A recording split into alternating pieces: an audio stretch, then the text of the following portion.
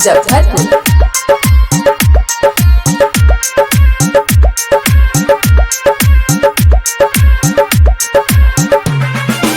चलता दवाई दिल के चलता दवाई, चलता दवाई दिल के चलता दवाई, चलता दवाई दिल के चलता दवाई, चलता दवाई दिल के चलता दवाई। याद तेरी आती है, याद तेरी आती है, हमको है सताती। चलता दवाई दिल के चलता दवाई, चलता दवाई दिल के चलता दवाई, चलता दवाई दिल के चलता दवाई, चलता दवाई दिल के चलता दवाई। Music by Kanchan Raj Muzaffarpur.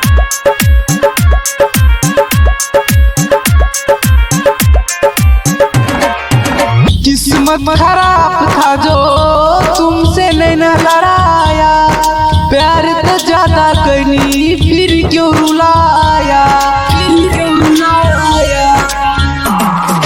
किस्मत खराब था जो तुमसे नहीं न लड़ाया, प्यार तो ज्यादा करनी फिर क्यों रुलाया, फिर क्यों रुलाया।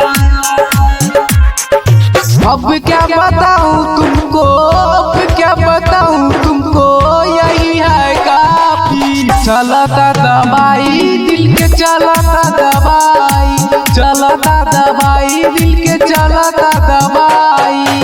Music by Kanchan Raj Muzaffarpur.